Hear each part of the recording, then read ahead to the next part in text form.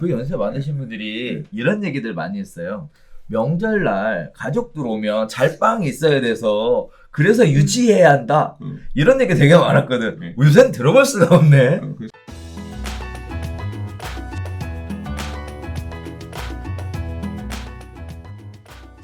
다섯 번째 이야기 가겠습니다. 면적 대비 가격 상승률이 차이가 발생한다는데 무슨 얘기인지 한번 보겠습니다. 서울 아파트는요, 뭐 아파트들이 여러 가지 면적들이 있죠. 40제곱미터 이하, 뭐 40제곱미터 초과해서 60제곱미터 이하, 60제곱미터 초과해서 85제곱미터 이하, 85제곱미터 초과해서 102제곱미터 이하, 102제곱미터 초과해서 135제곱미터 이하, 135제곱미터 초과라는, 이제 옛날에는 평형대로 얘기했으니까 좀 쉬운데, 자, 제곱미터 단위로 이렇게 쪼개서 봤더니 어떤 식의 문제들이 생겼냐. 서울 아파트는요, 중소형, 즉 전용 면적 60 초과해서 85제곱미터 이하가 0.2%나 상승했고요. 가장 많이 오른 것으로 집계가 됐습니다. 반면에 그 다음이 소형 아파트예요. 소형 아파트는 40제곱미터 초과 60제곱미터 이하가 0.17% 올랐고요. 그 다음이 중형 아파트입니다. 85제곱미터 초과 102제곱미터 이하가 0.12% 상승했고요. 초소형 아파트, 즉 40제곱미터 이하의 아파트하고요. 중대형 아파트는 102제곱미터 초과에 135제곱미터 이하는 각각 0.09%에서 0.06% 올랐다라고 합니다. 다만 대형 아파트는요, 135제곱미터 초과의 아파트는요, 6월 들어서 오히려 0.05% 하락했다라는 건데요. 다시 얘기하면 서울 아파트의 가장 많이 오른 면적은요, 60제곱미터 초과 85제곱미터 이하였다. 즉 우리가 흔히 얘기하는 24평 아파트였다. 이렇게 말씀드릴 수 있을 것 같아요. 반면에 전국 아파트를 기준으로 볼 때는요, 중형 이상 아파트가 가장 많이 상승했다고 합니다. 중형 아파트는 6월에만 1.09% 상승했고요. 중대형 아파트는 0.79%, 중소형 아파트는 0.71%, 대형 아파트가 0.5%, 소형 아파트 0.36%, 초소형 아파트는 0.33% 올랐다라는 얘기인데요. 그럼 보시는 것처럼 전국 아파트를 기준으로 볼 때는 중형 아파트, 즉 85제곱미터 아파트가 가장 많이 오른 것으로 나오고 있습니다. 자, 지역별로 면적에 따라서 가격 차이가 좀 다르게 나오는 것 같은데 왜 이렇게 나오는 거예요? 일단 지방 살면 좀 넓게 살고 싶은가? 이게 비싸서 그런 거 아닐까? 서울 같은 경우는 좀 그럴 수도 있고, 근데 서울은 사실 이제 대형 가족, 이 대가족 옛날처럼 이렇게 대형 수요가 많지가 않아요. 이게 좀 턴어라운드 됐어. 우리 2000년대 초중반에는 대형이 시장을 캐리하던 시절이잖아요. 그 연세 많으신 분들이 이런 얘기들 많이 했어요. 명절날 가족들 오면 잘빵이 있어야 돼서 그래서 유지해야 한다. 이런 얘기 되게 많았거든. 요새는 들어볼 수가 없네. 그렇지. 그러니까 야, 신혼부부들이 돈이 있으면 어디 있겠냐. 소형평형은 안 올라. 그래도 돈 있는 사람들이 들어온 집이, 돈 있는 사람이 좁은 집 살겠냐? 넓은 집 살지. 대형이 오르는 거야. 그 당시에는 그게 흐름이었어요. 그래서 그렇죠. 아파트 조합원 분양가가 평당 분양가로 따지면 20평형대 평당 1,000만 원이면 40평형대 평당 1,400씩 하고 그랬어요. 맞았어. 근데 이게 2010년을 기준으로 꺾입니다. 소형평형이 평당 분양가가 더 높아지고 대형평형 평당 분양가가 낮아지고, 그 다음에 대형을 아예 안 지어버려요. 그래서 실제로 2010년 이후에 정비계획 수립한 재개발 구역들 같은 경우는 대형 40평형대, 그러니까 38평형부터가 아예 없는 34평형이 제일 큰 단지도 되게 많거든요. 그러니까 트렌드가 34평, 국민주택 규모만 해도 충분하다, 이런 식으로. 시장이 안 좋아지니까 주택을 좀 좁게 살아도 된다는 흐름으로 간 부분도 있고, 이제 그랬었어요. 지금도 저도 32평 살지만 원래 40평형대 가려고 그랬는데 그냥 앞으로 만족하고 살아야겠다. 뭐 거의 그런 마음으로 지금 있거든요. 그리고 이제 그런 흐름들이 서울 도심 쪽은 조금 계속 있는 것 같고, 한동안 작년 재작년에 뭐가 있었냐면 사실 20평대가 가장 많이 오르고 30평대가 그 다음 오르고 대형 평수가 안 오르다가 지난 2, 3년간 어떤 흐름이 있었냐면 30평대가 가장 중심에 섰어요. 왜냐하면 이제 좀 살만해지고 액면 가격 상승 이거 보니까 20평대는 조금 조금 것 같고, 기왕 살 거면 30평대 들어가서 좀 더 길게 장기적으로 살 수 있으면서 요 정도까지 한계가 그래서 30평대가 가장 이제 주도에 있다가 음. 그리고 또 이제 강남이라든가 인기지역 같은 경우는 30평대 후반 평수도 되게 인기가 좋아요. 그래서 많이 갔는데 어떤 얘기가 왔냐면 이제 2000년대 중후반까지 캐리했었던 이 대형 평수가 너무 안 올랐거든. 그러니까 야 30평대가 이 가격인데 강남에서 평당 1억짜리가 나오는데 대형이 이게 뭐냐. 야 50평대 가격이 강남에 30평대 아파트 가격만도 못한 게 맞냐 그러면서 대형이 너무 저평가됐다라고 하면 한때는 또 대형이 막 가격 키 맞추기를 하면서 올라간 경우도 있어요. 그러나 지금 어쨌거나 서울 핵심 지역에 주된 어떤 지금 이번에도 평당 1억을 가장 대치해서 먼저 찍은 거는 레미안 대치팰리스 20평대잖아요. 그래서 이제 평당가로 볼 때는 그렇게 찍었는데 소형 평수들이 그래도 아직까지는 중심에 있는 것 같아요.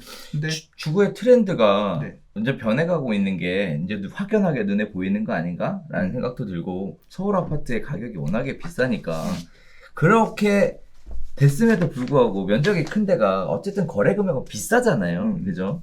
가격이 비싸니까 어떻게 보면 개인적으로 큰 아파트에 살고 싶다는 생각도 있지만 너무 비싸니까 못 가는. 그렇죠. 그리고 보유세 계속 높인다고 하는데 괜히 그렇게 넓은 집 살 필요도 없는데 높은 보유세 내는 것도 좀 부담스러울 거고. 그리고 이 요새 1인 가구도 되게 많이 늘어나니까 이 가족의 구성원의 숫자들이 과거처럼 많지가 않아서 그렇게 넓은 집 살 필요 있어? 이제 그런 어떤 목소리도 저도 집을 별로 원래 이제 제가 재개발 구역 안에 40평대를 받을 주택을 사서 40평대 배정 신청해서 관리처분 계획에 40평대 배정이 됐는데 애들 방 하나, 안방 그리고 내 방 하나를 갖고 싶어요. 40평. 그러니까 방 4개를 전 되게 희망했던 거거든요. 근데 그 집에 아마 가서 못 살지 않을까.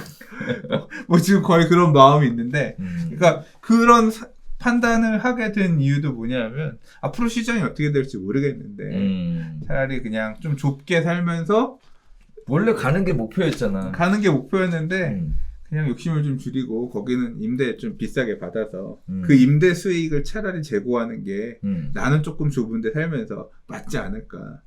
그리고 내 사무실을 하나 별도로 내가 일하면서 놀 수 있는 사무실을 하나 따로 갖는 게 차라리 집에서는 안 돼요.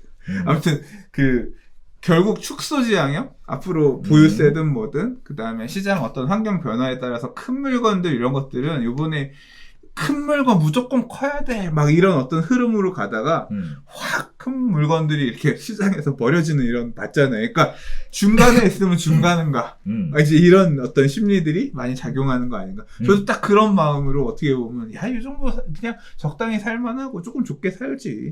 그리고 또 이제 애들 출가하면 저랑 집사람이랑 둘이 살면서 방 3개짜리 집이면 충분하거든요.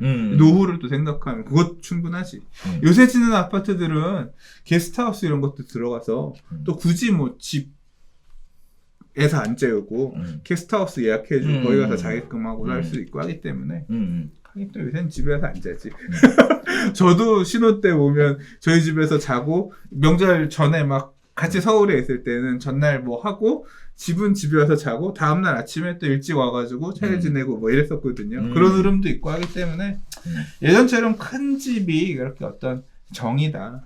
아주 큰 집이 재테크나 무슨 측면에서 선호되는 그런 분위기는 아니고 앞으로의 사회 구조, 가족 구성원 숫자 이런 부분들도 더 이 핵가족화, 이 가족 숫자 줄어들 거기 때문에 그런 흐름들이 반영이 돼서 이번 상승장에서도 상승률이 이렇게 차별화돼서 나타나고 있는 것 같습니다. 그래서 저도 개인적으로 시청자분들한테 이런 말씀 하나 드리고 싶은 게 주거의 트렌드가 이렇게 변했다라는 얘기는 다시 얘기하면 중대형 평형의 또 대형 평형의 아파트들은 거래되기 어렵다. 가격은 둘째치고 황금성이 굉장히 떨어진다. 이런 생각도 같이 한번 더불어 해보시면 좋을 것 같다는. 나같이 큰 집 좋아하는 사람이 와서 받아주는 사람이 앞으로는 계속 줄어들 거야. 이런 부분도 좀 고려해야 된다. 맞습니다. 자, 오늘도 별별 수다 지금 계속 진행을 해왔는데요. 처음 시작할 때 말씀드렸던 내용 중에 몇 가지는 상의하다가 그냥 없었던 일로 하는 걸로 너무 우울한 얘기들이라서 네, 없애기로 했습니다. 자, 오늘 내용 어떠셨어요? 막 열심히 떠들었더니 진짜 말 많이 한 것 같아요. 오늘도. 그래요? 머리가 어질어질하네. 그래요? 네. 저 개인적으로는 시장이 되게 불안한 것 같아서 제 마음도 불안하고요. 그리고 또 뭔가 제 주변에 이것 때문에 막 기분 좋아지는 사람보다 기분이 안 좋아지고 불행해지고 억울해지고 하는 분들이 더 많은 것 같아서 안타까운 마음이 계속되고 있는 상황이에요. 그냥 저는 조금 그냥 유쾌하지는 않아요. 왜 유쾌하지 않냐면 지금 부동산 가격이 사실 나는 집값이 안 올랐으면 좋겠거든. 좀 떨어졌으면 좋겠어 사실. 왜냐하면 그러면 이제 정부 정책의 약발 좀 먹히는 것 같고 그럼 이제 지금 과하게 규제되어 있던 부분도 더 심하게는 안 하고 조금 이제 그 템포를 약간 좀 늦출 수도 있고 지금 있는 규제도 빡빡한데 그러면 좀 숨통도 좀 트여지고 이렇게 되지 않을까 이제 이런 안정화됐으면 좋겠는 바람이 있는데 시장은 지금 돌아가는 거는 그런 의지와는 다르게 돌아가잖아요. 계속 뭐 올랐네 어쩌네 더 오를 거네 얘기 나오니까 이제 결국 정부는 또 야 다주택자 이거 계속 지금 이제 펀치를 날리기 위해서 이제 나올 거 아니에요. 근데 그걸 예상하는 것도 힘들고 나오면 그러니까 예측이 안 되잖아. 이 항상 이 부동산 투자는 항상 예측과 대응의 어떤 그거라고 하잖아요. 어떻게 파도를 잘 타느냐. 근데 이 어떤 파도가 올지를 모르겠으니까 불안한 거지.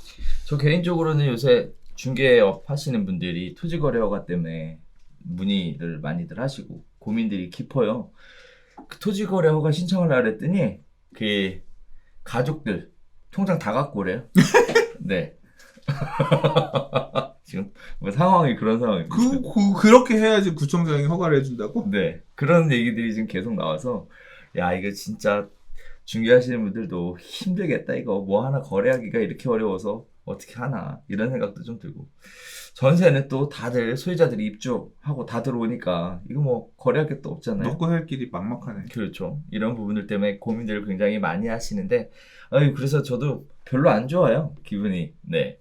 아무튼 모든 사람들이 행복해지는 그날이 올까요? 싶지만 오기를 바라는 마음으로 그런 얘기를 아예 안 하는 게 좋겠어.